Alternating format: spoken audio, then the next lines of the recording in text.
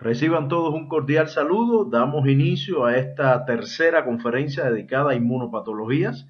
En esta oportunidad vamos a prestar atención a las inmunodeficiencias.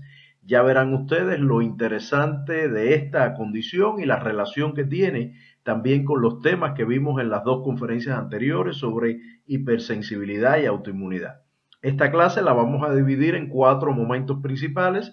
Vamos a hablar de las características generales de las inmunodeficiencias. Luego vamos a concentrar la atención en inmunodeficiencias adquiridas o secundarias, posteriormente en inmunodeficiencias innatas o primarias y finalmente vamos a dedicar algún tiempo a intercambiar sobre la citometría de flujo, que es una técnica muy valiosa tanto en investigación como diagnóstico y especialmente en el área de diagnóstico tiene mucha relevancia en la detección de inmunodeficiencias primarias. La actividad del sistema inmunológico, ustedes saben ya perfectamente que depende de muchos elementos. Depende desde la actividad de los órganos linfoides primarios, médula ósea y timo, en lo que se refiere a la ontogenia de los componentes celulares del sistema inmunológico, estos eventos que ya conocen de linfopoiesis, mielopoiesis, que genera una diversidad tremenda de poblaciones celulares y adicionalmente, por supuesto, todo lo que tiene que ver con la actividad efectora, particularmente el sistema adaptativo. Ustedes saben que cursa por una serie de etapas que van desde la propia activación inicial a partir del reconocimiento de antígenos. Los linfocitos B con su BCR reconoce antígenos de manera directa, los T con su TCR reconoce antígenos presentados por células presentadoras de antígenos. Ya saben que las reinas de las células presentadoras de antígenos son las células dendríticas, que son las únicas con capacidad de activar a los linfocitos T vírgenes. Posteriormente, los linfocitos T activados ya pueden interactuar con otras células presentadoras o con células diana, para el caso de la CD8. Pero inicialmente requieren de la interacción con las células dendríticas. Y después ustedes saben perfectamente que se generan una serie de eventos de activación, proliferación, diferenciación, una serie de mecanismos efectores que hemos ido revisando en la sección 9, de hecho, revisamos los diferentes mecanismos efectores y cómo se activaban en diferentes condiciones por la presencia de patógenos. Y finalmente, y no menos importante, nunca me canso de decirlo, la parte de contracción de la respuesta inmunológica y, bueno, por supuesto, la generación de memoria. Cualquiera de estos aspectos que acabo de mencionar, ya bien sea la génesis y maduración de las células del sistema inmune o todas las múltiples etapas que tienen que ver con activación, actividad efectora, contracción, todos esos elementos pueden ser sujetos de alteraciones que deriven en una inmunodeficiencia. Por supuesto, no escapan alteraciones en la actividad del complemento, la respuesta de anticuerpos e incluso en la actividad de citocinas y quimiosinas. O sea, la alteración, por supuesto, por ejemplo, de la producción de alguna citocina o alguna quimiosina o incluso un daño en sus receptores puede provocar un desequilibrio importante en la actividad del sistema inmunológico. Y aquí, antes de pasar a la lámina siguiente, debo hacer una salvedad que es muy importante. Ustedes conocen de la sección 2, cuando hablamos de inmunogenicidad, hablamos de tolerancia y de cómo el sistema inmunológico es capaz de discriminar aquello peligroso contra lo cual debe reaccionar y aquello no peligroso contra lo cual debe haber una tolerancia. Por lo tanto, la tolerancia significa que el sistema inmune detecta un determinado antígeno y por mecanismos de tolerancia central o periférica simplemente no hay una reactividad. Eso es la tolerancia, que es muy diferente a la inmunodeficiencia.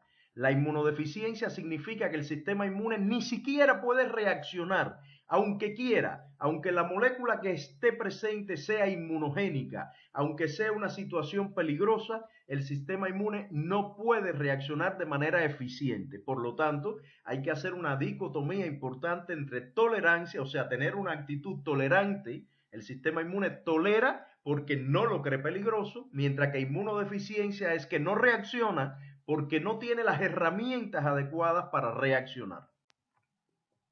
Si quisiéramos definir de alguna manera el concepto de inmunodeficiencia, acá lo tenemos. Es un defecto en uno o varios componentes del sistema inmunológico. No tiene por qué estar afectado solo un elemento celular o molecular. En ocasiones son varios componentes y, como verán más adelante, la integración de la actividad del sistema inmune, que por cierto es un tema que debatimos en el primer foro de teoría. Si van al primer foro de teoría, verán cuánto se habló de la integración de la actividad de los componentes del sistema inmune. Pero bueno, como iba a decir, esa integración hace que en ocasiones, aunque solo un componente del sistema inmune esté afectado, eso repercuta en la actividad de otros componentes del sistema inmune. Y veremos varios ejemplos acá, y también en el seminario de esta semana podrán ver varios ejemplos de enfermedades autoinmunes donde el daño está presente en una determinada molécula y eso tiene un impacto o una trascendencia en otros eventos de la respuesta inmunológica. Entonces continúo con la definición: defecto en uno o varios componentes del sistema inmune que afectan la capacidad del sistema inmune de reaccionar adecuadamente en alguna de sus múltiples etapas, ya bien sea la formación de células, la maduración, los eventos de tolerancia central, los eventos de tolerancia periférica, los mecanismos efectores, la interacción a través de citocinas y quimiosinas. Cualquiera de esos eventos puede estar dañado en una condición de inmunodeficiencia. Y por supuesto, esto a la larga trae trastornos importantes en los individuos que en algunos casos pueden llegar a ser graves o incluso pueden atentar contra la vida del paciente. Hay algunas enfermedades de inmunodeficiencia que son bien severas, complejas de tratar. Ahora, aquí mismo, ya desde este momento debemos hacer una dicotomía importante. Las inmunodeficiencias pueden clasificarse en dos categorías: aquellas que son congénitas o primarias. Como su nombre indica, son aquellas inmunodeficiencias con que nacemos con determinadas alteraciones genéticas que condicionan un fallo en la respuesta inmune. Esas son las inmunodeficiencias primarias. Las inmunodeficiencias secundarias o adquiridas son muy fáciles de caracterizar, si se quiere, porque son aquellas que adquirimos, o sea, su propio nombre lo indica, las adquirimos con nuestra experiencia de vida, las adquirimos con nuestros estilos de vida, con nuestros hábitos de vida, con infecciones que adquirimos, con hábitos nocivos desde el punto de vista alimentario, etcétera, e incluso, fíjense qué interesante lo que voy a decir y lo vamos a ejemplificar, hay inmunodeficiencias secundarias que son, si se quieren, hasta naturales. Son parte de etapas naturales en la vida de las personas y después vamos a tocar ese tema. Vamos a hablar entonces un poco de las inmunodeficiencias secundarias o adquiridas y después prestamos particular atención a las inmunodeficiencias primarias. Lo primero, las inmunodeficiencias secundarias o adquiridas no están codificadas genéticamente, no nacemos con ellas, sino que son consecuencia, como mencioné hace unos minutos, de nuestro estilo de vida, infecciones con que nos enfrentamos, tratamientos farmacológicos en algunos casos, etapas de la vida mencionaba, ya veremos algunos ejemplos, y por lo tanto pueden ser consecuencia de, por ejemplo, malnutrición. O sea, individuos con malnutrición, les alerto que malnutrición no significa carencia de vitaminas, carencia de minerales, carencia de proteínas, no, malnutrición también puede ser obesidad. O sea, la malnutrición vista en un espectro amplio puede condicionar inmunodeficiencia secundaria o adquirida. También infecciones que afectan al sistema inmune, no les tengo que decir, la inmunodeficiencia adquirida más relevante y con más impacto en salud pública durante 40 años ha sido, o 30 años más o menos, la relacionada con el virus de la inmunodeficiencia adquirida, HIV, que condiciona la enfermedad de SIDA. También el uso de fármacos inmunosupresores, por ejemplo, pacientes trasplantados son sometidos a terapias que limitan la actividad del sistema inmune para favorecer el control, el control del rechazo al trasplante, o sea, para limitar el rechazo al trasplante de órganos. Y en consecuencia, estos pacientes tienen una condición de inmunodeficiencia adquirida. Es el caso también de pacientes con determinados tipos de autoinmunidad que reciben una terapia sistémica. Fíjense qué interesante, para apagar la autoinmunidad, el paciente puede derivar en un contexto de inmunodeficiencia. Es por eso, ya lo vimos la clase pasada, que las terapias para autoinmunidad han ido evolucionando y hemos pasado de terapias de inmunosupresión sistémica a inmunoterapias más específicas, más dirigidas a determinados blancos, de manera que el tratamiento no condicione una autoinmunidad adquirida. Perdón, una inmunodeficiencia adquirida. También enfermedades metabólicas, la diabetes tipo 2 condiciona inmunodeficiencia. El cáncer es en dos niveles. Uno de los niveles tiene que ver con la propia influencia de la terapia. Aquí yo pongo quimioterapia, también radioterapia. En el examen parcial, la primera pregunta, bueno, no sé si fue la primera para todos, pero para mí en el diseño del examen, la primera pregunta hablaba precisamente de un paciente sometido a radio y quimioterapia y el impacto que eso tenía en la actividad de la médula ósea. Muchos pacientes con cáncer producto de este tratamiento adquieren una condición de inmunodeficiencia secundaria, bueno, temporal. Después se recupera una vez que se elimina la terapia, ¿no?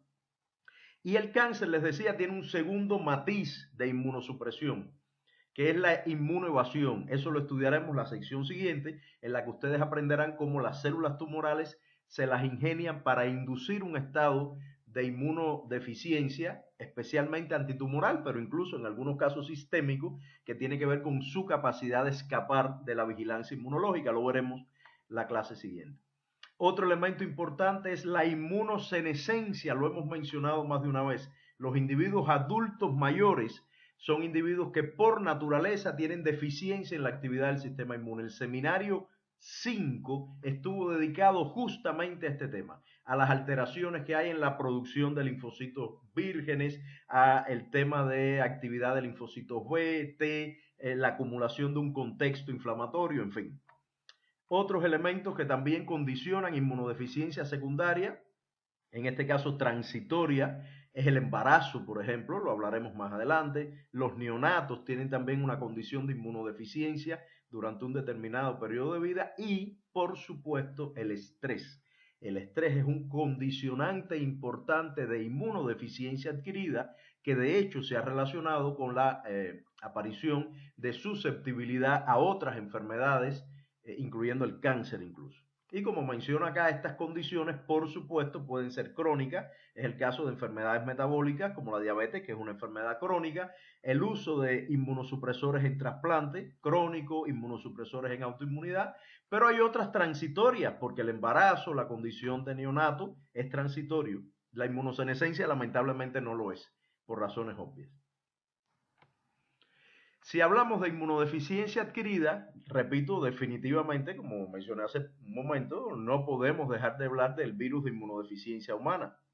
Este es un retrovirus que es su material genético, ARN, o sea, tiene su información genética está codificada en moléculas de ácido ribonucleico y ustedes saben perfectamente que este virus infecta a los linfocitos TCD4 fundamentalmente, aunque también tiene capacidad infectiva en macrófagos, células dendríticas, porque algunas de estas poblaciones expresa determinado nivel de la molécula CD4 y puede ser infectado por este virus. Este virus además utiliza algunos correceptores y es interesante, si ven en la imagen superior grande, dice receptor de quemoquina y efectivamente está demostrado que este virus utiliza como correceptor para ingresar a los linfocitos los receptores de quemoquina CCR5 y CXCR4.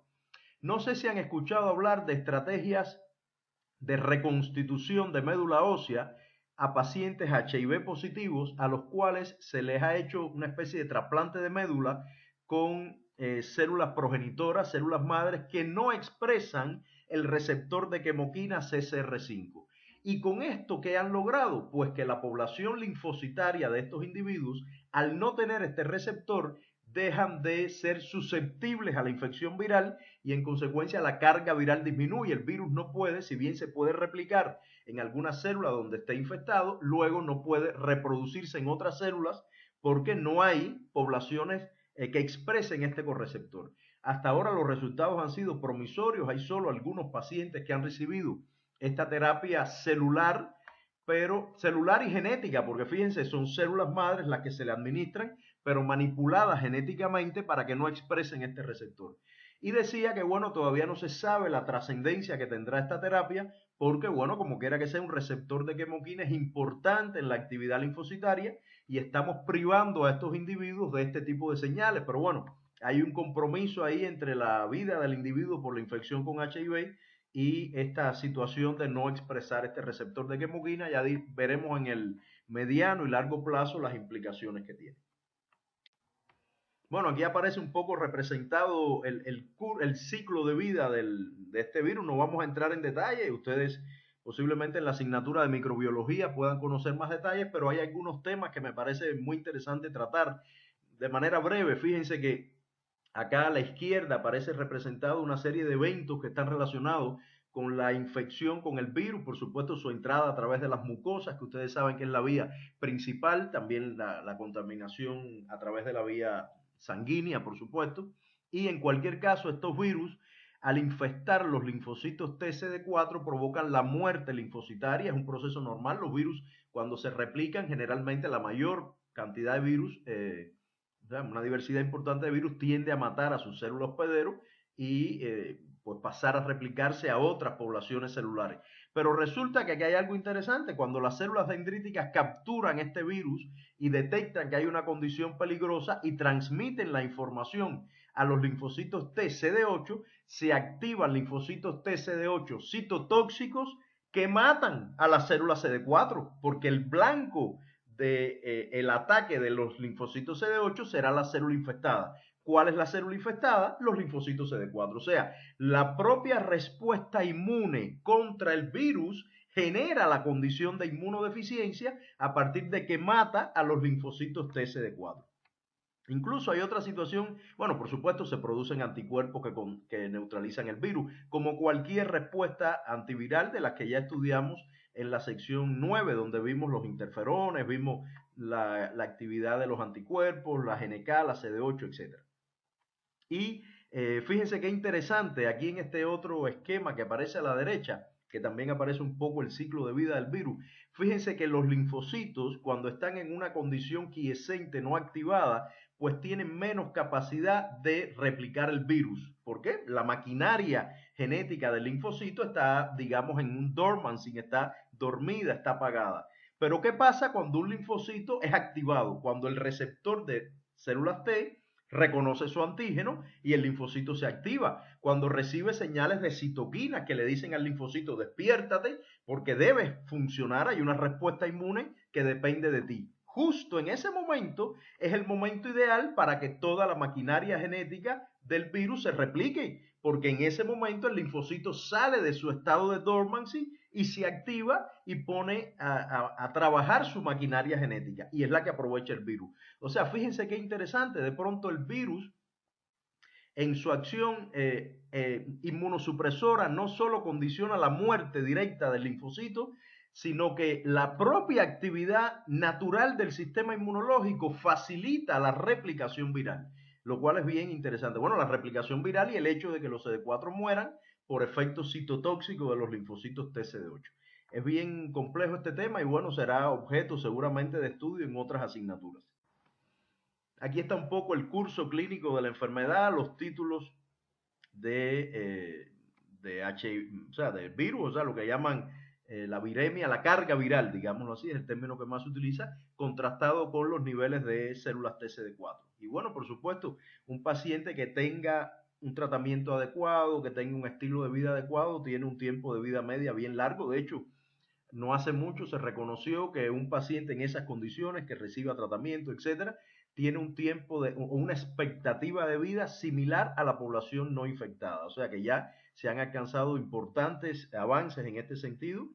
Eh, y bueno, como se observa acá, simplemente hay diferentes etapas descritas, no vamos a profundizar en ese tema, pero por supuesto la condición SIDA, digamos, que es aquella en la cual los niveles de linfocitos TCD4 caen a valores inaceptables por debajo de 200 células por milímetro cúbico, la carga viral aumenta enormemente y ese es el momento justamente donde mejor se manifiestan las inmunodeficiencias, es ese momento, o la inmunodeficiencia adquirida, es ese momento donde los individuos son susceptibles a infecciones virales, a infecciones bacterianas, etcétera, que normalmente deberían controlar y no pueden hacerlo, e incluso el desarrollo de algunos tipos de tumores, etcétera. Y bueno, lamentablemente da el traste con la vida del paciente. Entonces, como menciono acá, no voy a entrar en detalle porque más o menos esto ya se los he mencionado, son los diferentes eventos que contribuyen a la destrucción de los linfocitos T y los mecanismos que están detrás de la inmunodeficiencia relacionada con el HIV.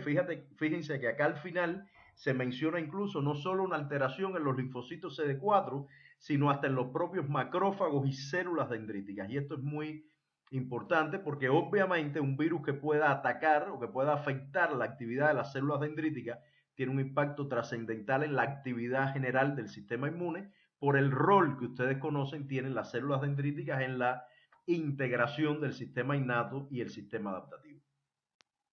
Otra condición de inmunodeficiencia secundaria o adquirida que mencioné es el estrés.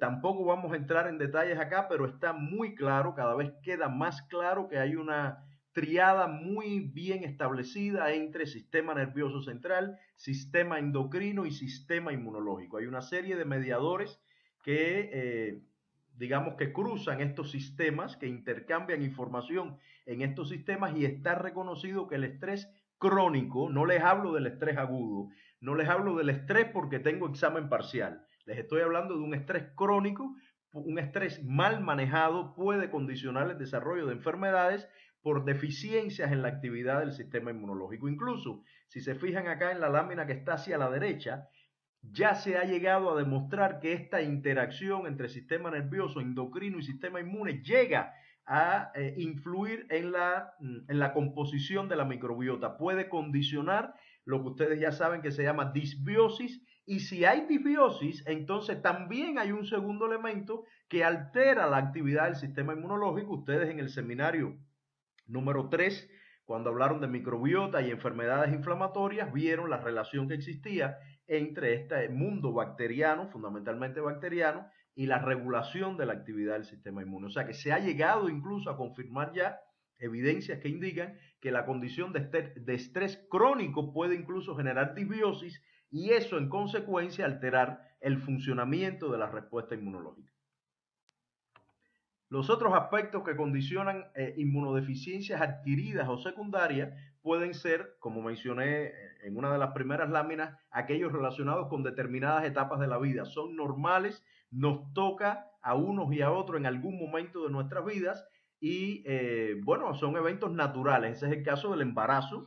O sea, el feto no es más, como pongo acá, que un injerto halogénico. Es como que a las muchachas les hubieran hecho un trasplante con un órgano halogénico. ¿Por qué? Porque el feto, la mitad de su información genética es del papá y en consecuencia la mamá tendría, o sea, de una manera natural tendería a rechazar esa información genética que, bueno, se manifiesta por supuesto en proteínas, etcétera, o sea, en un mundo antigénico que es desconocido para la mamá.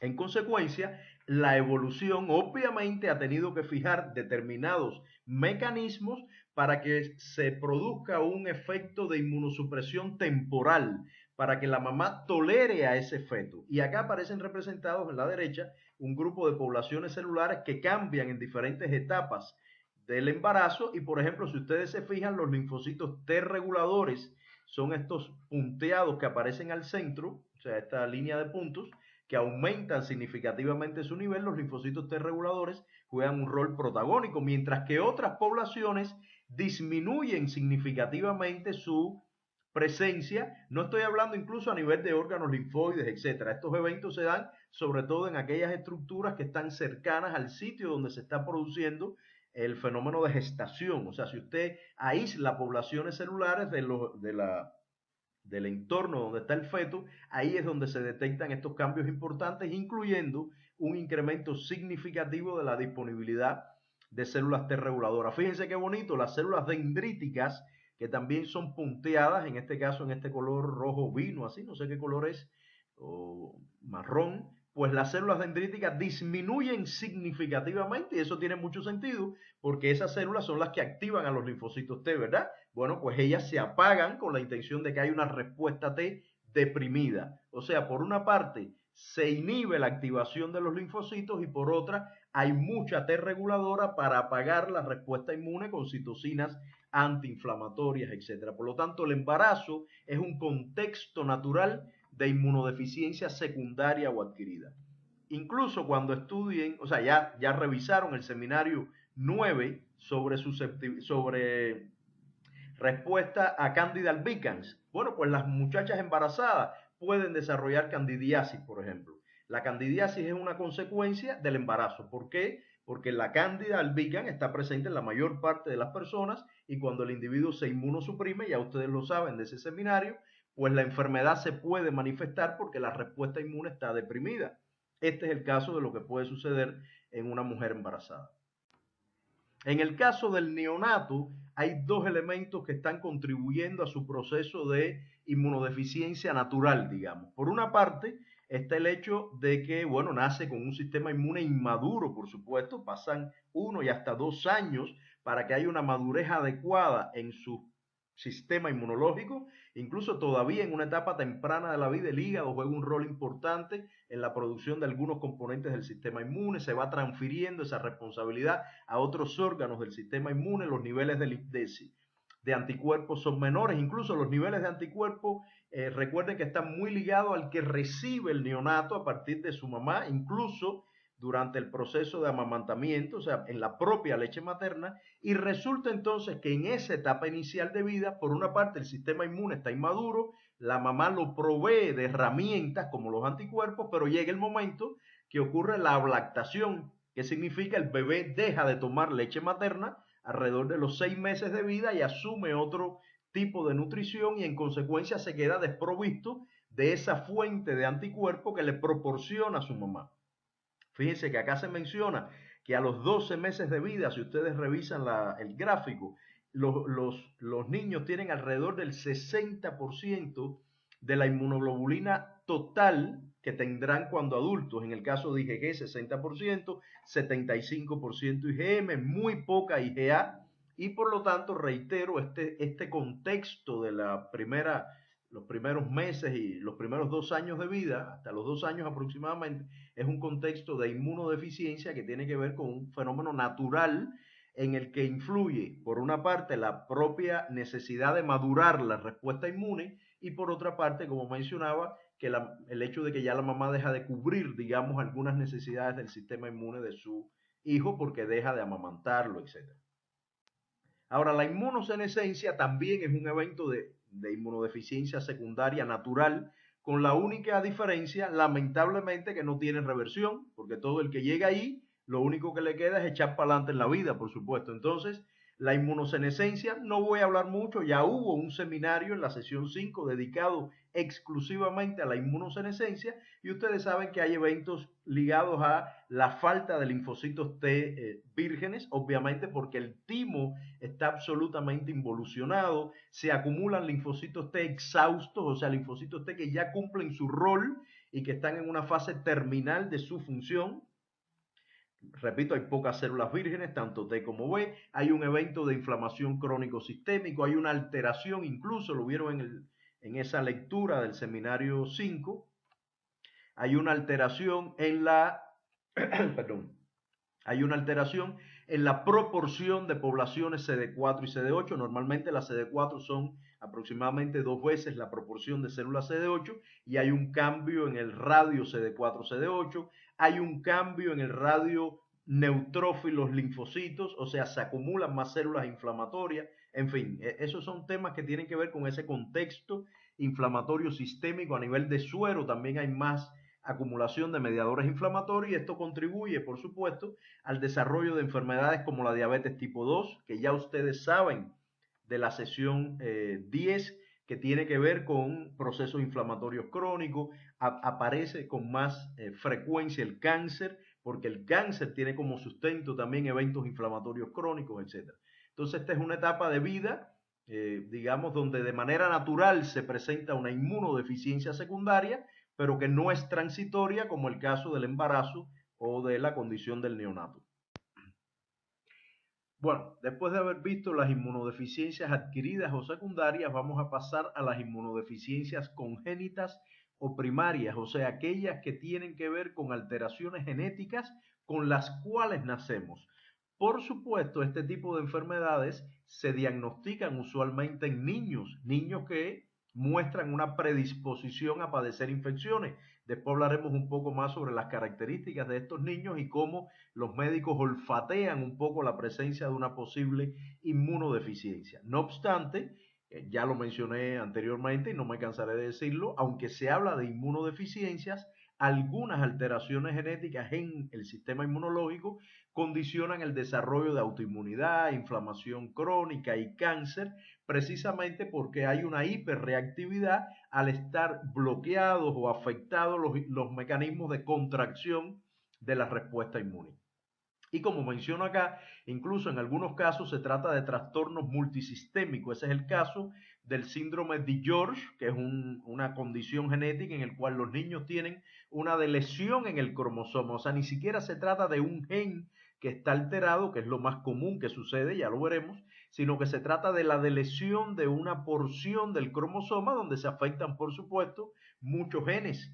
Y tiene como consecuencia una importante, una severa depresión en la presencia de linfocitos y la actividad, por supuesto, de linfocitos T, pero además, como son muchos genes los que están alterados, se producen también defectos cardíacos, hipocalcemia, insuficiencia velofaringea, o sea, hay daños morfológicos, digamos, y incluso dice que son susceptibles a esquizofrenia estos pacientes. Las alteraciones, ya lo mencioné desde la primera lámina, que pueden, o sea, alteraciones genéticas que pueden condicionar inmunodeficiencias primarias, pueden estar ligadas a la maduración de los leucocitos, o sea, puede haber daño en los eventos que ocurren a nivel de médula ósea, timo, puede haber trastornos en el tráfico leucocitario, que ustedes saben que no es solo importante para que los leucocitos migren a los sitios de inflamación, el tráfico celular, también es importante para la migración leucocitaria entre órganos linfoides primarios y secundarios o incluso para el traslado de las células dendríticas desde los sitios de inflamación hacia los órganos linfoides. O sea, puede haber alteraciones en cualquiera de esos niveles, puede haber defectos en la presentación de antígeno a los linfocitos T, defectos en la secreción o en la señalización de citocinas y quimiosinas, la actividad efectora puede estar dañada, o sea, puede haber problemas, por ejemplo, en la actividad del complemento, en moléculas que median la citotoxicidad, deficiencias en granzimas, perforinas o incluso en los anticuerpos que se imaginan la trascendencia que tiene este tipo de alteraciones. También pueden haber cambios en la actividad de contracción de la respuesta inmune, que es lo que les decía. Si se afecta la contracción de la respuesta inmune, hay una hiperreactividad, o sea, a pesar de que es una inmunodeficiencia, la manifestación clínica es una hiperreactividad y e incluso, como menciona, también puede haber combinación de algunos de estos temas, que tiene que ver con lo que les mencionaba. En ocasiones puede haber un defecto en un gen determinado y eso tener trascendencia a otros eventos de la respuesta inmunológica por la integralidad que hay a la hora de funcionar la respuesta inmune y eso, sobre eso estaremos insistiendo en otros momentos a lo largo de la clase. Y bueno, aquí se representan dos condiciones, digamos, extremas de inmunodeficiencia. Los niños que son SCID, ahora los veremos más adelante, que tienen inmunodeficiencia severa combinada. Estos niños, por ejemplo, lo verán incluso en el seminario de esta sesión, pueden tener defectos en la actividad de la enzima RAC. La enzima RAC, ustedes saben que es muy importante recombinando el receptor de antígenos B y el receptor de antígenos T. Si esta enzima no funciona, si un individuo tiene noqueado, o sea, tiene apagado por determinada razón una mutación, el gen que codifica a la enzima RAC, entonces los linfocitos T y B no podrán reordenar sus receptores de reconocimiento de antígeno. Y como no tienen receptores de reconocimiento de antígeno, cuando llega tanto en médula como el timo el momento de la selección positiva, lo primero que se evalúa es si hay receptores contra antígenos. No hay, los linfocitos se mueren. Por lo tanto, estos niños nacen sin linfocitos T ni linfocitos B. Debo aclarar, lo veremos más adelante en una tabla, que hay diferentes tipos de inmunodeficiencias severas combinadas. No siempre se afectan los linfocitos T y B, a veces se afectan las T y las NK, o a veces se afectan T, B y NK, dependiendo de dónde está ubicada, desde el punto de vista del curso de la maduración leucocitaria, dónde está ubicado el daño genético. El que mencioné de RAC afecta a T y B, pero hay otros daños genéticos que pueden afectar toda la linfopoiesis y por lo tanto no hay T, no hay B, no hay NK, etc. Esta otra imagen que está en la parte inferior es la condición contraria. Son niños IPEX. Ya cuando hablamos de autoinmunidad, yo mencioné a los niños IPEX, que tienen una condición de autoinmunidad severa, hipersensibilidad multiorgánica, etc. O sea, hay mucho daño a nivel sistémico. ¿Por qué? Porque estos niños IPEX no tienen FOXP3. Y ustedes saben que la molécula FOXP3 es un factor de transcripción clave en la función de los linfocitos T reguladores, tanto los que vienen del timo como los que se producen en periferia. Y entonces estos niños nacen sin linfocitos T reguladores. Y como no tienen T reguladoras, entonces los mecanismos de contracción de la respuesta inmune, de control de la inflamación, pues no existen, no están activos o al menos están muy deprimidos y en consecuencia es una inmunodeficiencia que deriva en un trastorno autoinmune de hipersensibilidad con daño sistémico. Y bueno, es lo que acabo de decir, o sea, podemos contrastar estas dos condiciones. Son niños que nacen con inmunodeficiencias severas, pero en un caso se manifiesta, como aparece acá, con niños que tienen que estar aislados por lo menos hasta que se le haga un tratamiento de trasplante de médula que repercuta en que, bueno, se resuelva esta condición. Habría que trasplantarles células que sí tienen adecuada actividad de la enzima RAC, por ejemplo, si es que se tratase de niños con defectos en la enzima RAC, mientras que, o sea, tendría que estar aislado del ambiente, mientras que los niños IPEX, la situación que tienen es al revés, tienen una hiperreactividad por deficiencia en los mecanismos de tolerancia, de control, de contracción de la respuesta inmune. Y es por eso que se puede presentar esta imagen. A mí este esquema me parece muy ilustrativo. Fíjense, estamos presentes, o sea, estamos visualizando dos condiciones de inmunopatológicas que son teóricamente contradictorias. O sea, alguien que no tenga conocimientos básicos de la respuesta inmune puede asumir que se trata de eventos absolutamente contradictorios, ¿no? La autoinmunidad se caracteriza por tener, y esto es importante, ya lo vimos, porque hay diversos genes involucrados, generalmente hay una predisposición genética y el desarrollo de la enfermedad tiene mucho que ver con influencia ambiental. Eso de manera general, ya lo vimos la sesión anterior. Y la inmunodeficiencia es una condición en la cual generalmente hay un único gen alterado, es monogénica y además tiende a ser recesiva, por suerte, lo que disminuye significativamente el número de pacientes con estas enfermedades. Puede estar ligada al cromosoma X o ser autosómica. Si está ligada al cromosoma X, como la herencia que aplica es la mendeliana básica, pues las mujeres que porten esta inmunodeficiencia generalmente no la padecen. Ese es el caso de los IPEX. Es una deficiencia en FOXP3 que está en el cromosoma X, ¿ya? Por lo tanto, las madres no padecen la enfermedad, pero sus hijos varones sí la padecen. ¿Por qué? Porque la madre aporta un cromosoma X y el padre aporta el Y, pero como es una enfermedad recesiva, en la mamá no había problema porque ella tiene otro cromosoma X que resuelve esa deficiencia. Pero el papá lo que aporta es un cromosoma y por lo tanto el hijo varón tiene un cromosoma X con el gen dañado y el cromosoma Y que no puede resolver esta condición de deficiencia genética y por lo tanto los hijos varones son los que manifiestan la enfermedad. Ya verán en la clase y en el seminario que hay algunos ejemplos de inmunodeficiencia que tienen delante la palabra X, X-linked, o sea, conectado al cromosoma X. Todo lo que diga X-linked es una condición que la padecen fundamentalmente los hijos varones. Las madres solo son portadoras y los hijos varones padecen la enfermedad. Entonces, repito, acá hay dos condiciones que lucen contradictorias: hiperreactividad, daño a los tejidos propios, e inmunodeficiencia, incapacidad de tener una reacción adecuada ante la presencia de una condición peligrosa. Sin embargo, hay un punto de merge, digamos, donde hay una compenetración entre ambos tipos de condiciones, o sea, comparten, hay enfermedades que comparten ambas condiciones, digamos, y es el caso de las inmunodeficiencias que se manifiestan con autoinmunidad. Ejemplo, IPEX, defecto en FOXP3, la manifestación clínica es autoinmunidad.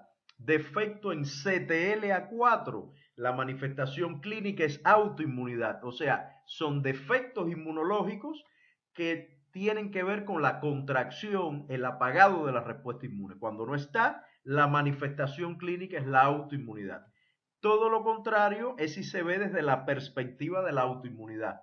Podría considerarse que determinadas enfermedades autoinmunes son inmunodeficiencias monogénicas. Otra vez el IPEX, el defecto en CTLA4. O sea, hay enfermedades que están, o sea, que son parte de ambos conjuntos, digamos. O sea, si hacemos un conjunto de inmunodeficiencias y un conjunto que engloba la autoinmunidad, hay enfermedades que son partes de ambos conjuntos porque son deficiencias en la respuesta inmune cuya manifestación clínica son trastornos autoinmunes. No sé si entendieron este mensaje, pero es muy importante y repito, el ejemplo más clásico es el de los niños IPEX, que no tienen FOXP3, tienen una deficiencia inmunológica, pero que su manifestación es un trastorno autoinmune, porque esa deficiencia afecta el apagado de la respuesta inmunológica y por lo tanto hay una cronicidad y se manifiestan daños en los tejidos propios.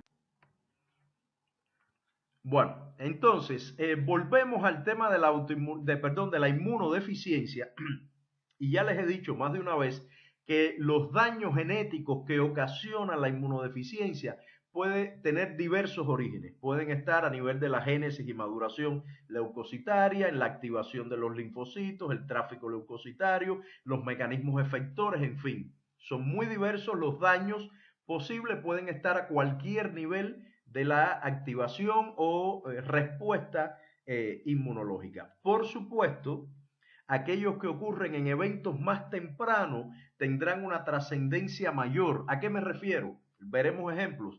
Aquellos daños que ocurren en la ontogenia linfocitaria, como el que le mencioné, RAC, puede tener un impacto muy significativo. O sea, los individuos que no tienen la enzima RAC, no tienen linfocito T, no tienen linfocito B, es una trascendencia mayor, es un daño muy severo, porque ocurre en una etapa muy temprana de la génesis de la respuesta inmune. Pero, por ejemplo, más adelante pondremos el ejemplo, valga la redundancia, de individuos que lo que tienen es un defecto en la producción de IgA. Y bueno, por supuesto, no quiere decir que eso no sea importante, que no tenga una implicancia, que no afecte la respuesta a nivel mucosal, porque la IgA es muy importante, nadie lo duda, pero se imaginan la diferencia que hay entre no tener ningún linfocito B o no tener ningún linfocito T o, por ejemplo, no tener IgA. Y esos son dos eventos genéticos que tienen que ver con inmunodeficiencias, pero que ocurren en situaciones extremas. Uno ocurre muy temprano en la ontogenia leucocitaria a nivel de médula, mientras que otro ocurre más tardío en el momento que el linfocito B tiene que cambiar de clase hacia IgA y no puede hacerlo. O sea, mientras más tarde sea, mirando, cuando hablo de temprano y tarde, hablo si nos hacemos una línea de tiempo de los eventos que van desde que la célula nace hasta que tiene actividad efectora. Los daños que ocurren en el nacimiento de la célula, por supuesto, tienen una trascendencia mucho mayor que aquellos que ocurren en la etapa final donde la célula tiene que ejecutar una determinada acción. ¿Está bien?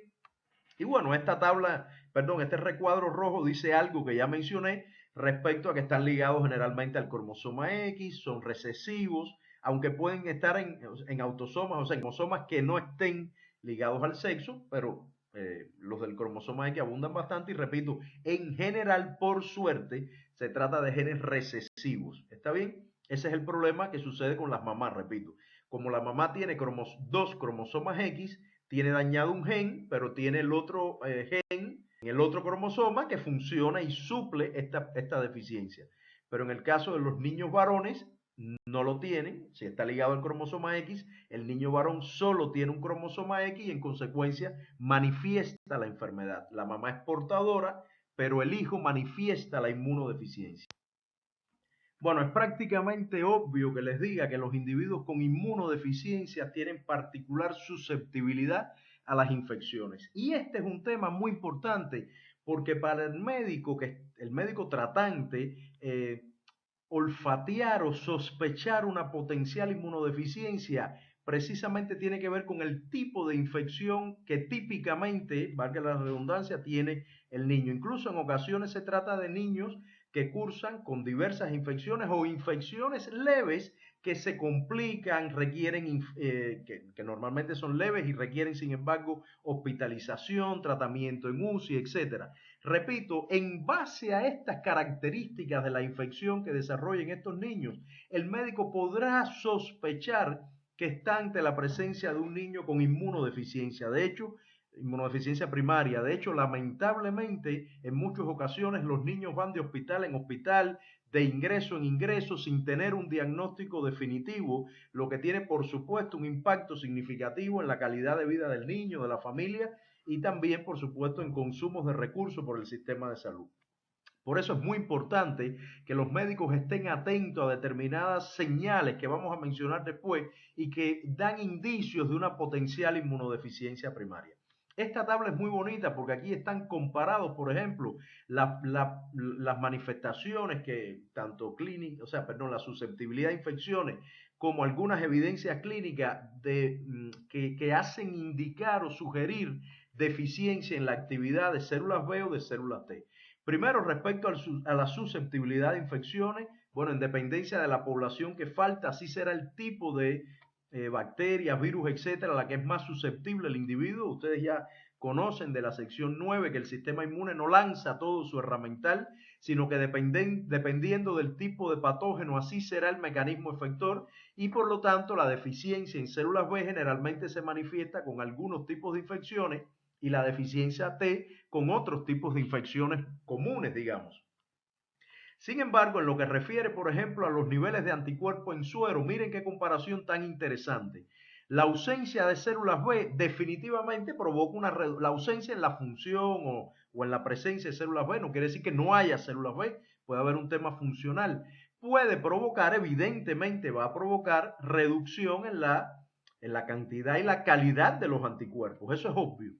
Sin embargo, miren lo que sucede en la deficiencia de células T, en la que los niveles de anticuerpos pueden ser normales o incluso pueden estar reducidos. ¿Cómo es posible, profesor? Si las células T no producen anticuerpos, efectivamente no producen anticuerpos, pero contribuyen a la instrucción a las células B. La célula B produce mejores anticuerpos en función del mensaje que recibe de la célula T.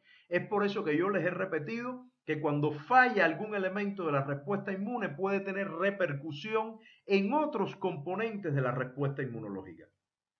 Si se habla de la prueba de TH, que la vimos en la clase número 3, cuando hablamos de, no, perdón, la 3, perdón, en la número 10, cuando hablamos de hipersensibilidad, recuerden que hablamos que la DTH era una prueba de hipersensibilidad para detectar actividad del linfocito T. Por lo tanto, estará afectada, o sea, estará reducida la generación del mensaje en esta prueba, de la señal cutánea que se produce en esta prueba. Si hay deficiencia en la célula T estará reducida y en la célula B estará normal. Y bueno, también aquí aparecen algunos defectos que se pueden identificar de tipo morfológico en los órganos linfoides, etcétera, tipo histológico, estudios de otro nivel que evidencian deficiencia en las células T o células B. Repito, lamentablemente en muchas ocasiones el tratar solamente la condición que tiene el niño y no explorar más allá puede hacer que niños estén sometidos a tratamientos sistemáticos por múltiples infecciones, cuando en realidad la solución está en el diagnóstico y tratamiento, en caso que sea posible, por supuesto, de una alteración genética que condiciona una inmunodeficiencia primaria.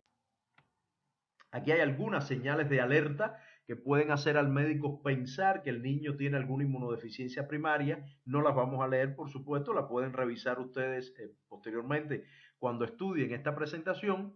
Y lo importante acá es que, repito, son señales que pueden alarmar al médico, hacerlo buscar un poquito más allá de la condición que está tratando en ese momento, e incluso, y esto es muy importante, después algo de eso voy a mencionar un poco al final de la presentación, en dependencia de estas señales, además el médico tiene que tener un segundo nivel de análisis. Ese segundo nivel tiene que ver con el tipo de estudio que va a hacer al niño. Porque aunque el examen definitorio de una inmunodeficiencia primaria es un estudio genético para decir tiene este gen alterado, eso es verdad, pero generalmente no se llega ahí a la primera. Hay que hacer estudios intermedios que van focalizando la atención en un determinado gen, medir poblaciones leucocitarias, cuantificar el suero, cuantificar actividad de complemento, evaluar actividad fagocítica, y en dependencia de las señales que va recibiendo el médico, por una parte por las manifestaciones de infecciones y por otra parte por estas pruebas inmunológicas, al final, digamos, se arma una idea y dice, por aquí voy a buscar genéticamente, háganle esta determinación para confirmar el diagnóstico. Por lo tanto, repito, el hecho de que en ocasiones los médicos no atiendan estas señales, pues hace que algunos niños vayan de infección de infección en infección y de hospital en hospital sin tener un diagnóstico definitivo de una inmunodeficiencia. Uno de los temas que sin duda hace más complejo el diagnóstico de las inmunodeficiencias primarias es algo que ustedes ya conocen perfectamente, y es cuán coordinada está la actividad del sistema inmune. O sea, el sistema inmune más que nada es una red de interacciones celulares y moleculares en la que de una u otra manera la actividad de cada uno de estos componentes está influenciada por la acción de otras. ¿Y esto qué relevancia tiene en el tema de la inmunodeficiencia primaria? Bueno, pues resulta que en ocasiones las manifestaciones clínicas que el médico es capaz de detectar en un paciente, o incluso las determinaciones de laboratorio que se hacen, son el reflejo no de un daño en la célula o en la molécula que directamente se está midiendo, sino que son el reflejo de una alteración que ocurre a otro nivel en el sistema inmunológico. Por ejemplo, en este gráfico que estamos viendo en este momento, que ya ustedes conocen, imagínense que es posible que ocurra un determinado daño a nivel de un componente celular del sistema inmune innato. Imagínense que hay un daño en la célula dendrítica. Una alteración en la función de la célula dendrítica tiene una repercusión en los linfocitos T, tiene una repercusión en la capacidad de la célula T de instruir a la célula B, y por lo tanto de pronto un individuo puede tener una alteración en la producción de anticuerpos, y el problema no está en la célula B, el problema no está en la célula T, el problema de pronto estaría en la célula dendrítica. Fíjense, a eso me refiero con lo complejo que en ocasiones resulta el llegar a un diagnóstico certero de una inmunodeficiencia primaria. Hay un ejemplo muy significativo. Imagínense que un paciente tenga una deficiencia en la expresión de la molécula CCR7. ¿Qué cosa es CCR7? Es un receptor de quimiosina. Esta molécula es la que permite que la célula dendrítica migre del tejido periférico hacia los órganos linfoides secundarios, a los ganglios linfáticos.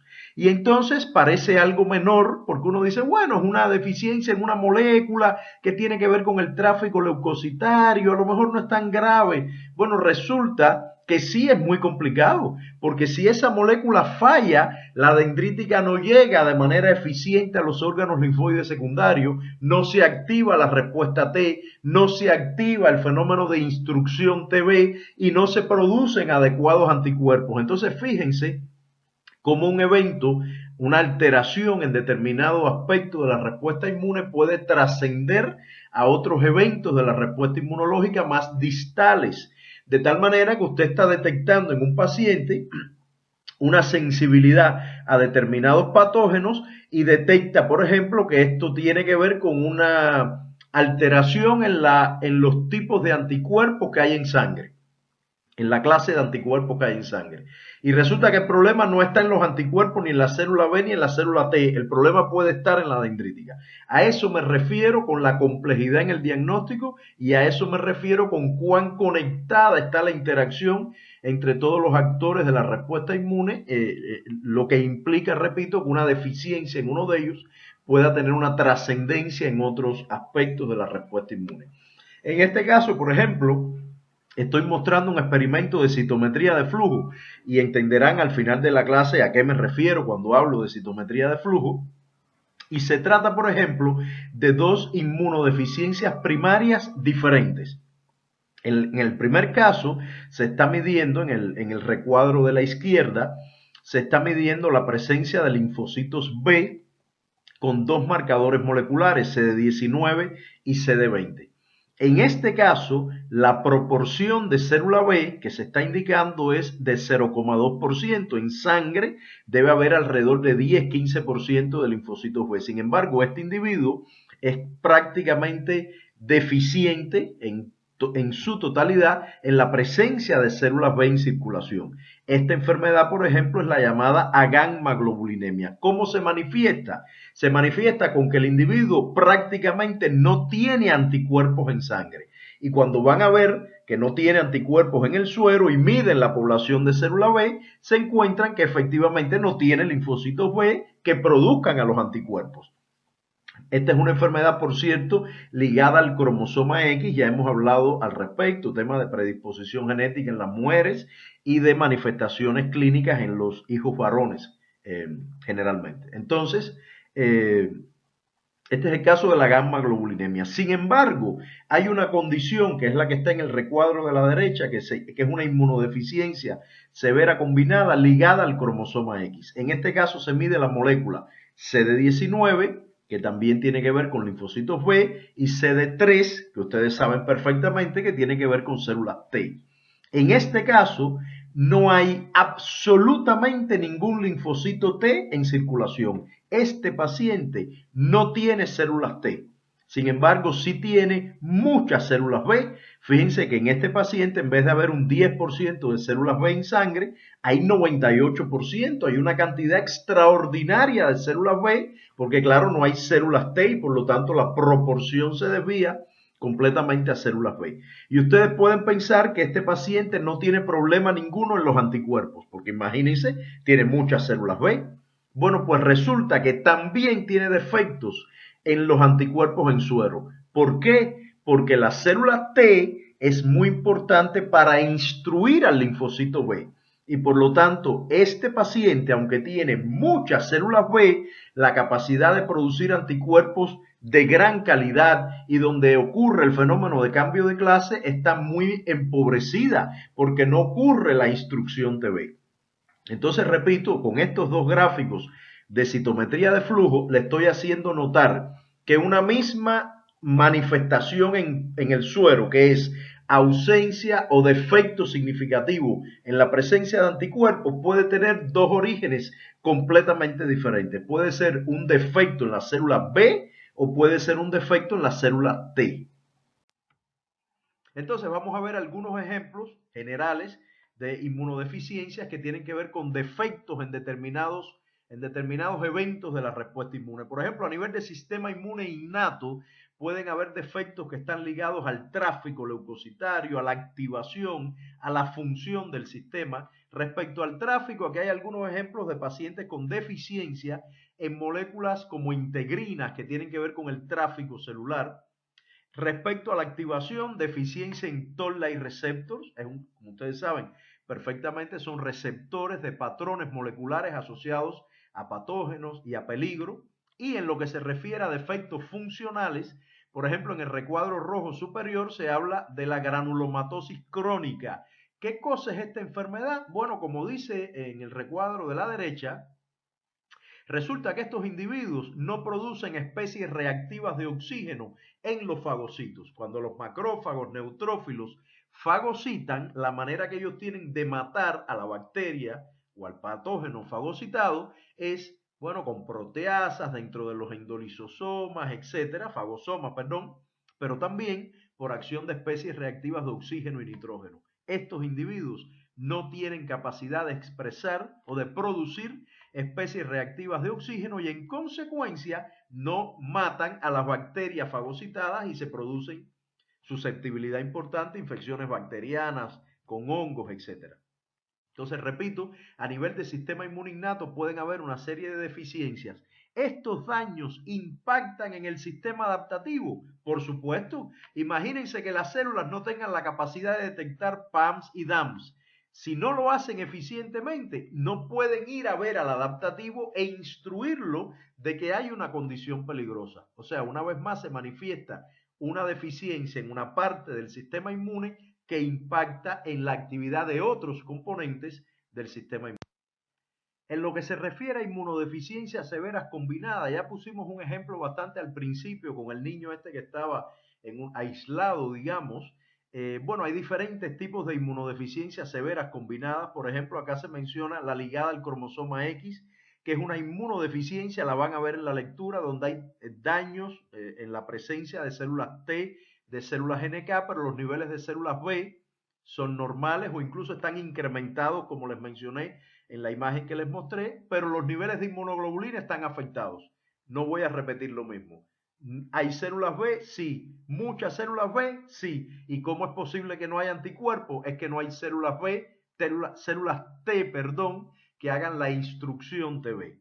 Otros defectos pueden tener que ver, como se menciona un poco más abajo, con la formación del receptor de células T, y por lo tanto no hay linfocitos T. En fin, hay daños más severos en el cual, por ejemplo, lo que falla es la enzima RAC. Si no hay enzima RAC, no hay recombinación de los segmentos VDJ en la cadena pesada de los receptores B o en la cadena beta de los receptores T, ni de los segmentos VJ de la cadena ligera B o de la cadena alfa T. Como no hay, en resumen, ni receptor T ni receptor B, en consecuencia, en los eventos de selección positiva que ocurre en el timo, entonces al no haber receptores, los linfocitos T y B se mueren en esa etapa temprana y por lo tanto no hay células T y B maduras en la periferia. Incluso hay eventos más complicados donde el daño es en una etapa muy temprana de la maduración leucocitaria. Es el caso de la digénesis reticular, en donde no hay ni linfocitos T, ni B, ni células mieloides. Es más complicada la situación. Mientras más temprano en la ontogenia sea el defecto, más impacto tendrá, más poblaciones celulares estarán afectadas y por supuesto habrá mayor alteración, mayor supresión en la actividad inmunológica. Aquí está un poco representado lo que hablábamos hace un momento de inmunodeficiencias severas combinadas, pero con ejemplos concretos. Por ejemplo, acá la redundancia, pacientes que no tienen linfocitos T y la razón está encerrada en un recuadro rojo, es que no tiene molécula CD3. La molécula CD3 es muy importante en la transducción de señales al núcleo. Tiene varias cadenas. Individuos con deficiencias en algunas de las cadenas de CD3 no tendrán linfocitos T porque la célula T es no funcional, no transduce señal al núcleo y por lo tanto se muere en el evento de tolerancia a nivel de timo. También puede haber un defecto en CD25. No sé si recuerdan, en la clase 6 hablamos de que la interleuquina 2, el linfocito T, cuando se activa, secreta una citoquina muy importante que es la interleuquina 2. La interleuquina 2 asegura supervivencia y proliferación linfocitaria. Y su receptor es trimérico y dentro de las cadenas que tiene, o sea, tiene tres cadenas. Una de ellas es CD25. Si no hay CD25, el receptor reconoce interleuquina 2 con muy poca afinidad y por lo tanto la supervivencia linfocitaria está dañada y por supuesto hay un daño importante en los linfocitos T. Puede haber una condición, que es la que van a ver en el artículo, donde falla una cadena de un receptor de citosina, también de interleuquina 2, pero otra de las cadenas, y no hay ni linfocitos T ni NK. El daño es mayor.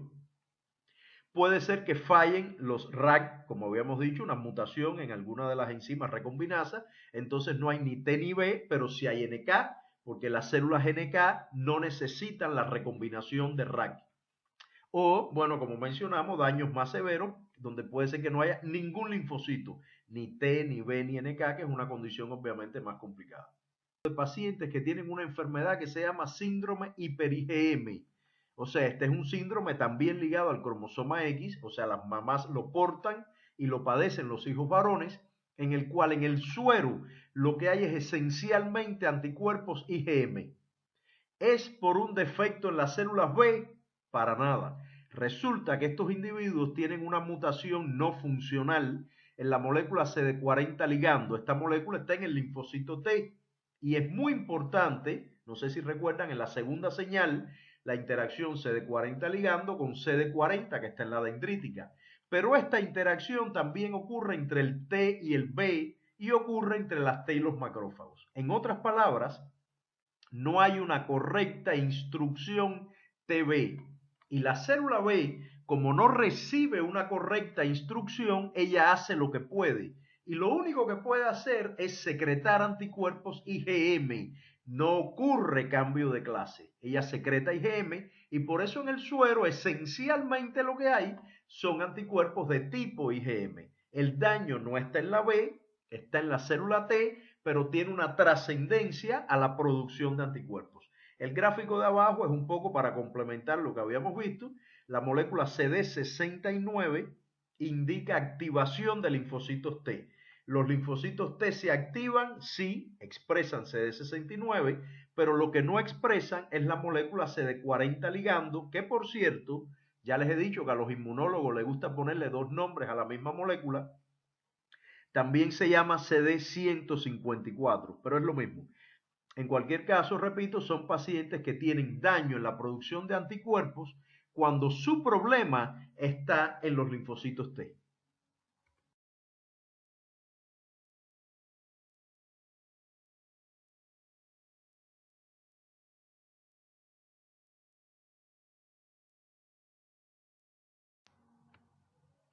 Y este es otro ejemplo bien bonito de alteraciones, en este caso en las inmunoglobulinas, que tiene dos niveles.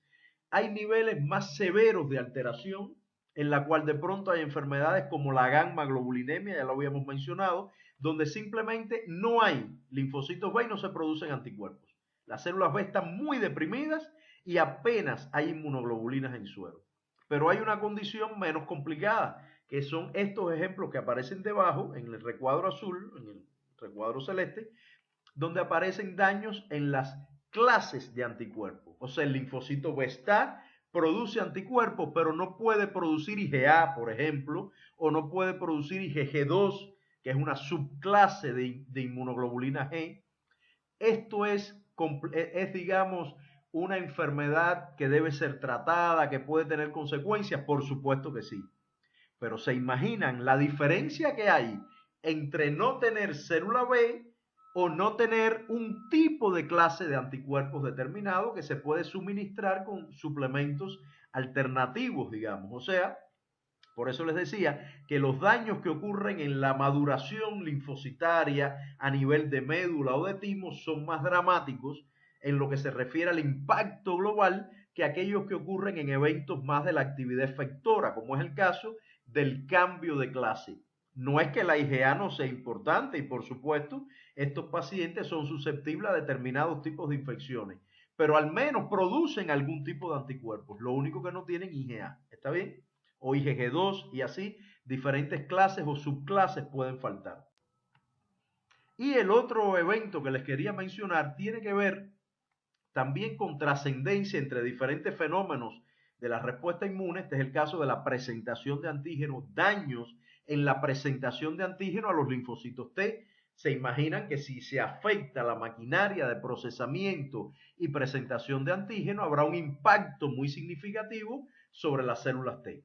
Y en esta maquinaria puede fallar no solo la molécula de MHC1 o MHC2, sino además múltiples moléculas que están asegurando que se procesen los antígenos, se trasladen al surco de MHC, MHC se expresa en membrana, son una serie de moléculas que no estudiamos a profundidad cuando estudiamos el complejo principal de histocompatibilidad, ni el procesamiento y presentación de antígenos, no lo vimos en detalle, no lo vamos a ver ahora en detalle, pero sepan que hay muchas moléculas involucradas y que más de una puede fallar e impactar negativamente en el procesamiento y presentación de antígenos a los linfocitos T. Y también puede haber fallos de tipo funcional. En este caso hay una enfermedad, por ejemplo, que se llama linfohistiocytosis hemofagocítica, muy grave enfermedad, puede dar al traste con la vida de los niños que la padecen, y su defecto está en la producción de perforinas, que es una molécula clave en la actividad citotóxica de los linfocitos CD8, las células NK, y por lo tanto, bueno, impacta en la actividad de estas células significativamente. Es importante que esta enfermedad también se puede diagnosticar por citometría de flujo.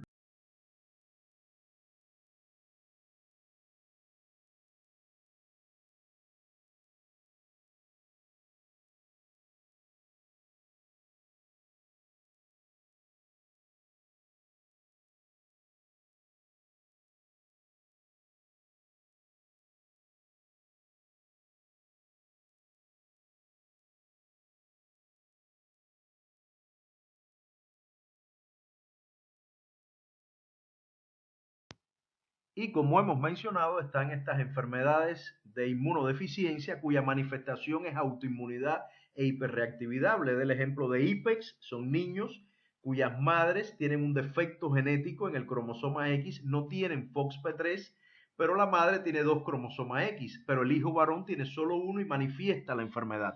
En este caso, también en el gráfico de citometría de flujo se muestra el resultado. Fíjense en el gráfico donde dice control normal. Encima a la derecha hay una población pequeña de células que está ausente en los pacientes IPEX. Esos son los linfocitos T reguladores. Y hay una cosa bien interesante. Esta enfermedad es una evidencia del valor que tiene la tolerancia periférica.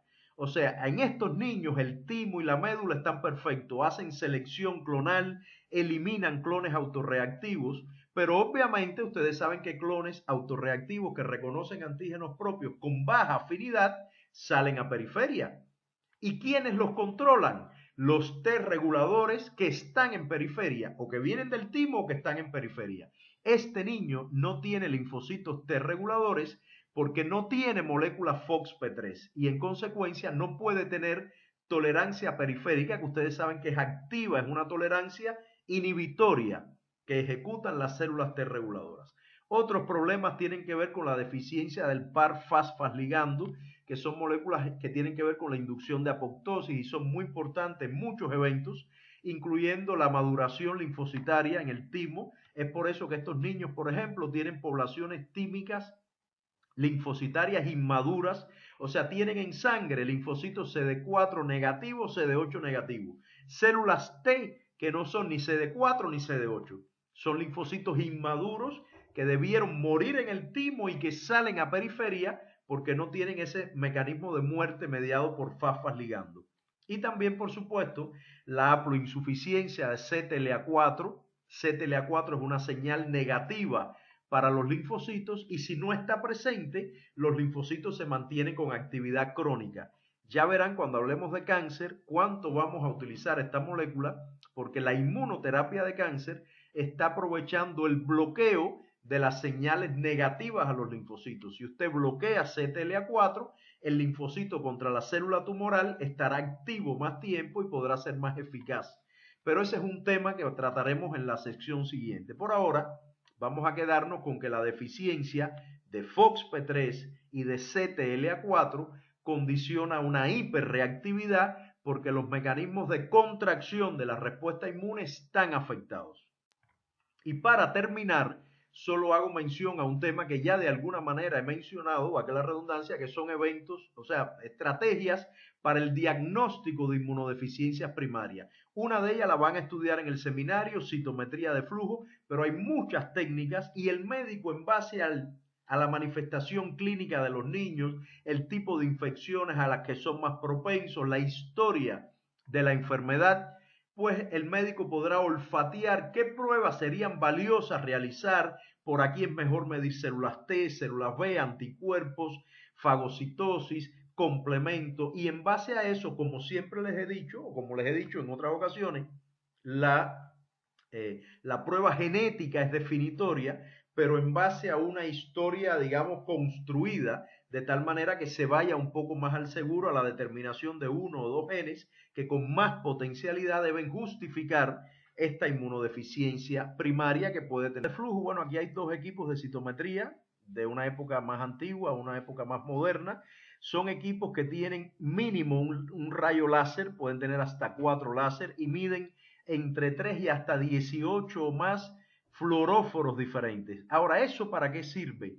Bueno, resulta que la citometría de flujo es una técnica que permite medir sobre una misma población celular múltiples parámetros. O sea, permite en un grupo de células, por ejemplo, células del sistema inmunológico, evaluar moléculas que están en la superficie celular, dentro de la célula, que tienen que ver con la función celular, con su morfología. Es una técnica extremadamente útil en cáncer, o sea, para estudios en cáncer y para estudios del sistema inmunológico. Y se utiliza muchísimo, está muy difundida tanto en investigación como en diagnóstico. ¿Está bien? Entonces, esencialmente, como les digo, es una técnica muy útil, muy versátil, muy robusta, donde se miden muchas cosas, incluyendo el hecho de que se pueden hacer diagnósticos de inmunodeficiencia primaria, o al menos pruebas para acercarse al diagnóstico final de la inmunodeficiencia primaria, como van a ver en el seminario de esta semana.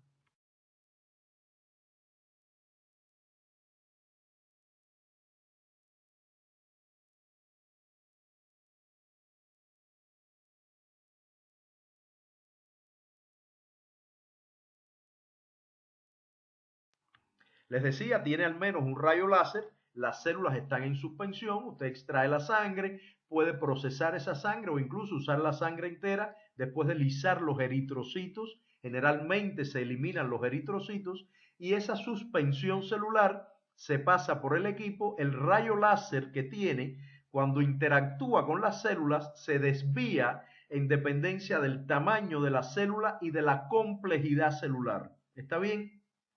Las células más grandes o más complejas. ¿Qué significa complejidad?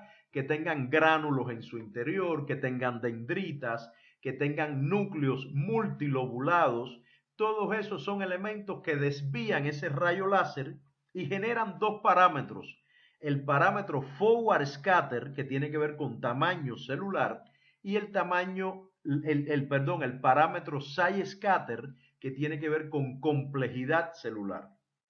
Aquí aparece este gráfico, lo hemos visto muchas veces a lo largo del curso, ahora lo van a entender mejor. FSC es Forward Scatter, significa el láser se desvió en dependencia del tamaño celular. Y SSC significa Side Scatter, el láser se desvió en dependencia de la complejidad celular. ¿Qué células son redondas, pequeñitas y más simples? Los linfocitos. Por eso están en la población más abajo, o sea, más hacia abajo y más hacia la izquierda. La población intermedia son monocitos macrófagos, son un poco más grandes y tienen lóbulos, son más complicados, las membranas son más complejas, no son redondeadas, y la población más hacia arriba son los granulocitos, que tienen núcleos multilobulados, tienen gránulos en su interior, ¿comprenden? Entonces, en base al tamaño y la complejidad celular, el citómetro de flujo ubica las células en posiciones diferentes. Ahora, este gráfico no lo van a ver en la lectura, porque este gráfico es el primer gráfico que genera un citómetro. Después de eso, usted tiene que decirle al equipo, perfecto, ahora yo voy a estudiar los linfocitos, los monocitos, las dendríticas o los granulocitos, y en base a eso utiliza fluoróforos unidos o no a anticuerpos monoclonales. Entonces, si usted esa población de leucocitos le añade, por ejemplo, un anticuerpo monoclonal contra la molécula CD4, entonces el citómetro identificará dentro de todas las células aquellas que expresan la molécula CD4. ¿Cómo lo identifica? Bueno, ese mismo láser, además de desviarse, excita el fluoróforo que está unido al anticuerpo monoclonal me refiero. Como lo excita, el citómetro sabe que esas células que de pronto están brillando como consecuencia del fluoróforo son los linfocitos TCD4 y le dice a usted, mira, dentro de todos los linfocitos, el 20% son CD4 porque yo veo que emiten fluorescencia. O sea, eso el citómetro no lo sabe. Eso lo sabe usted porque usted sabe qué anticuerpo adicionó y sabe ese anticuerpo qué molécula reconoce. Como les dije anteriormente, la citometría permite detectar moléculas que están en la superficie de la célula, pero también en el interior de la célula. O sea, moléculas que tienen que ver con digamos, la caracterización fenotípica, si una célula es T, si es B, si es monocito, si es dendrítica, pero también tiene que ver con la función.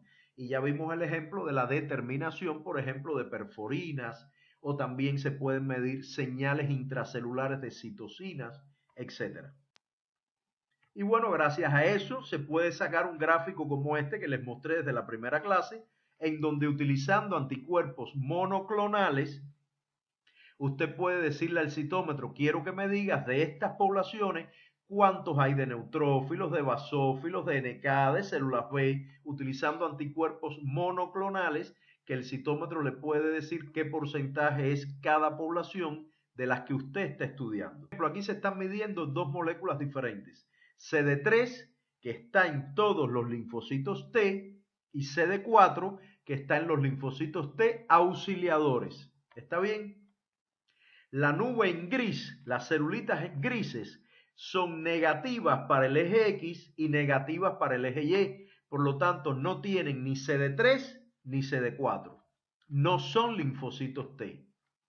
La población que está debajo hacia la derecha, las verdes, no son CD4, fíjense que son negativas en el eje Y, pero son positivas en el eje X. Por lo tanto, expresan CD3, pero no son CD4. ¿Qué linfocito T expresa CD3, pero no CD4? Obviamente los T citotóxicos, que lo que expresan no es CD4, es CD8. Y la población rosada que está arriba expresa CD3 y CD4. Esos son linfocitos T auxiliadores. Por lo tanto, en dependencia de los anticuerpos que usted utilice, el citómetro le puede caracterizar diferentes poblaciones. Y aquí aparece una lista de moléculas que son muy útiles para caracterizar diferentes poblaciones leucocitarias. Las van a ver en la lectura. Para linfocitos T, CD3 obviamente, CD4 y CD8 que distinguen auxiliadoras de citotóxicas.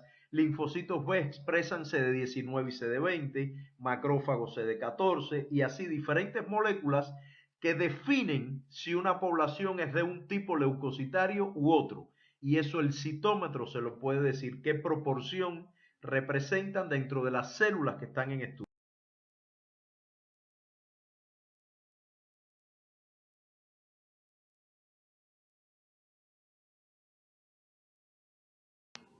Terminamos entonces esta clase y también los contenidos de inmunopatologías, hipersensibilidad, autoinmunidad, inmunodeficiencias, donde han tenido la oportunidad de ver las características particulares de cada una de estas condiciones, pero también los elementos que todas ellas tienen en común. De hecho, revisamos estas interesantes condiciones en donde la inmunodeficiencia realmente repercute en una hiperreactividad por fallos en los mecanismos de control de la respuesta inmune.